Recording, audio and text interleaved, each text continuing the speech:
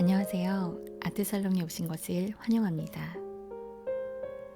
지난 영상에서 작가 박현기의 생애에 대해 간략하게 소개해 드렸었는데요.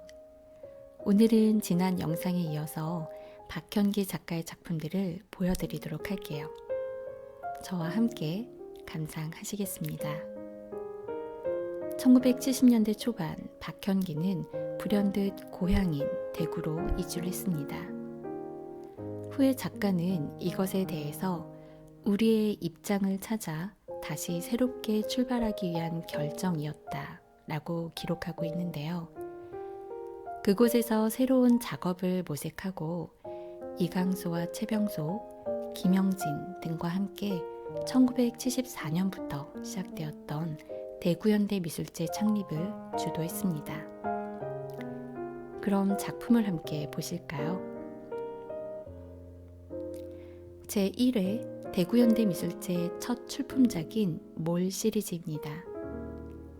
이 작품은 1974년부터 4년간 발표했었는데요. 두루마리 휴지를 기둥처럼 쌓아 올린 후에 물이 점차 흡수되어 가는 과정을 보여주고 있습니다. 휴지가 외부 자극이나 시간에 의해 변화되는 과정을 표현한 것이죠. 이 작품은 1977년 제3회 대구현대미술제에 선보였던 작품입니다. 낙동강변에서 진행했던 퍼포먼스인데요.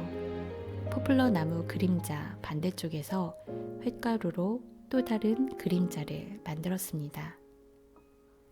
빛과 그림자가 있고 거기에 또 다른 인공의 그림자를 만들면서 그들의 관계를 재미있게 표현한 그림자 반영 작품입니다. 이 작품은 후에 물 반영 작품으로 연결되죠. 이 작품이 작가의 첫 비디오 영상 작품인데요. 1978년 제4회 대구현대미술제에서 발표했던 작품입니다. 1978년에 국내에서 처음으로 비디오 필름 부분이 독립적으로 생겼다고 해요. 스튜디오에서 물 표면에 비치는 조명기구의 고정된 형태가 손으로 물을 만짐에 따라 일그러졌다가 다시 본래의 모습으로 돌아오는 것을 반복해서 보여주고 있는데요. 있다가 사라졌다가 다시 나타나기를 반복하는 작업입니다. 물에 반영된 조명기구를 작가가 다시 비디오로 촬영해서 영상으로 보여주는 작업이죠. 반영된 이미지, 실상과 허상의 인식에 관한 문제를 다루고 있는데요. 이는 그의 작품 세계 전반에 걸쳐서 나타나고 있습니다. 다음에 낙동강에서 작업했던 거울 반영 작품입니다. 낙동강 물에 대형 거울을 수직면으로 세워 꽂고 그 주위에 물결을 일으켜서 거울이 물결을 반영하도록 설치했습니다. 실제 강물과 거울에 반영된 강물을 결합해서 한 화면에서 보여주고 있죠.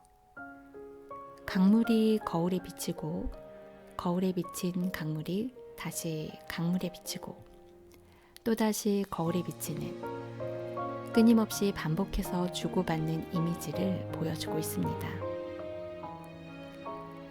너무나 아쉽게도 작가의 최초 비디오 작업과 이 작품은 사진으로만 자료가 남아있어서요. 당시의 영상을 보실 수가 없습니다. 실제 돌과 합성수지로 만든 돌을 함께 쌓은 돌탑입니다. 이 작품은 작가 박현기 하면 가장 먼저 떠오르는 TV 돌탑 시리즈로 이어지고 있습니다. TV 돌탑은 조금 전에 보신 레진으로 만든 인공돌을 대신해서 돌을 촬영한 TV 모니터를 자연의 돌과 함께 쌓은 작품입니다. 작가가 1977년에서 78년쯤에 마이산을 다녀왔다고 해요. 여행하면서 그곳의 돌탑을 보고 온 후에 화장지가 아닌 돌을 쌓은 형태의 탑이 등장하기 시작했다고 하는데요. 이는 어린 시절 6.25 전쟁 피난길에서 무태고개에서의 경험이 작품 형성 과정에 중요하게 작용했음을 알 수 있을 것 같습니다. 박현기는 어린 시절에 보았던 돌탑 혹은 돌무더기를 신들의 무덤과 같은 장소로 기억했다고 합니다. 이 세상에 존재하는 것이면서도 신들의 세상으로 통할 수 있는 성스러운 장소, 이 세상과 저 세상, 즉 현실과 가상이 서로 교차하는 장소인 것입니다. 이러한 돌탑을 실제의 돌과 TV 화면 속에 반영된 혹은 합성수주로 만든 가짜 돌을 함께 쌓음으로써 실상과 허상에 관한 질문을 우리에게 던져주고 있는 것 같은데요. 태고의 시간과 공간을 포용하는 자연의 돌과 첨단 테크놀로지인 인공의 TV 모니터가 서로 긴장과 대립을 이루면서 공존하는 작품입니다. 작가가 지향하는 예술을 표현하는 하나의 도구로서 새로운 문물, 인공물인 비디오를 실험하고 모색하는 과정에서 만들어진 이 TV 돌탑은 그에게 상파울로 비엔날레와 파리 비엔날레에 참여할 수 있는 기회를 제공해 주었습니다. 이를 계기로 박현기는 해외 경험을 쌓으면서 본격적으로 비디오 작업을 할 수 있게 되었고요. 기술 문제 해결을 위해서 일본을 오가면서 기술자들과 교류하고 이우환을 포함한 국내외의 현대미술가들과 활발히 교류하면서 작업을 이어가게 됩니다. 작가는 1970년대 후반 작품의 오브제로 사용했던 비디오를 실험하고 모색하면서 점차 비디오 설치, 퍼포먼스, 대지미술의 개념적 요소를 결합해서 비디오 매체를 자신의 언어로 확장시켰는데요. 1980년대 초반에 진행되었던 대규모 프로젝트인 도심지를 지나며와 전달자로서의 미디어가 대표적인 작업입니다. 도심지를 지나면은 16m 길이의 거대한 트레일러 위에 거울이 부착된 3m가 넘는 크기의 인공바위를 싣고 대구의 도심지를 횡단했던 퍼포먼스입니다.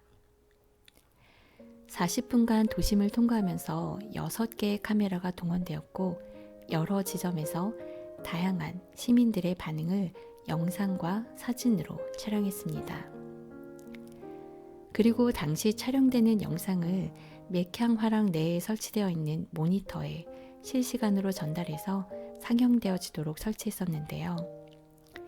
맥향화랑 내부에는 또 다른 거울이 부착된 거대한 크기의 인공돌을 화랑벽을 허물고 들어가 설치해서 화랑 내부와 관람객의 모습을 거울에 반영하도록 했습니다.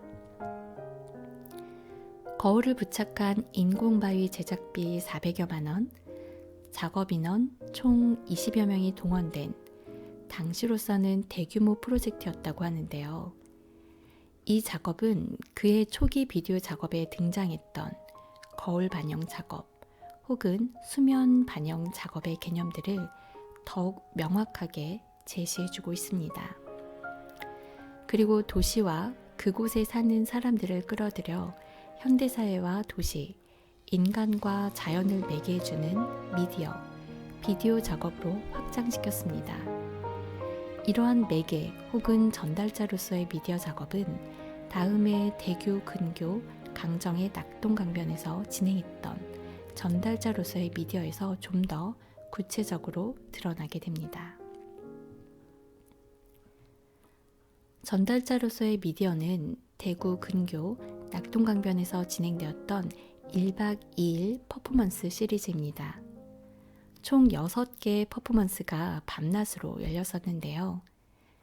그 중에는 쓰레기 더미 속에 모니터 심기, 강변에 TV 돌탑 쌓기 뿐만 아니라 거대한 원형 공간에 불을 지르고 그 내부에 작가 자신이 나체로 들어가 있는 행위도 포함이 됩니다.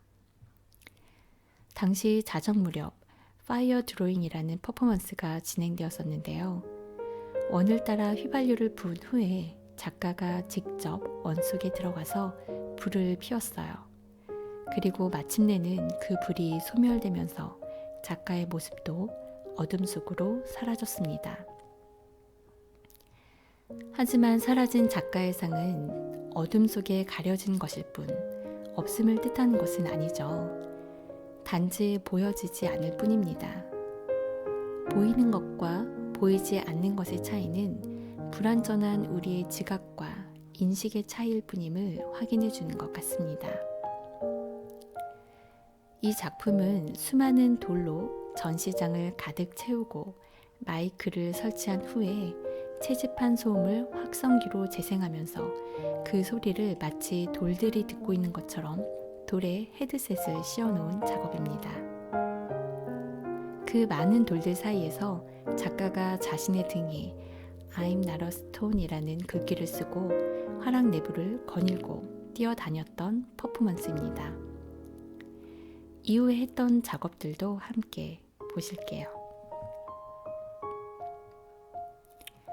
1970년대와 80년대 작가의 작품들을 함께 보셨는데요. 어떠셨나요? TV라는 오브제를 가지고 작가만의 언어로 어떻게 보면 동양적인 것 같으면서도 당시로서는 꽤 과감한 퍼포먼스 작업들도 함께 진행했었는데요. 하나의 양식을 추구하기보다는 작가의 작품 철학을 중심으로 꽤 다양하게 작품 세계를 펼쳐나갔던 작가였습니다. 다음 영상에서 1990년대 이후 그리고 작가가 작고하기 이전까지의 작품들을 좀 더 만나보도록 할게요. 그럼 다음 아트살롱 영상에서 꼭 다시 뵙겠습니다. 시청해주셔서 감사합니다.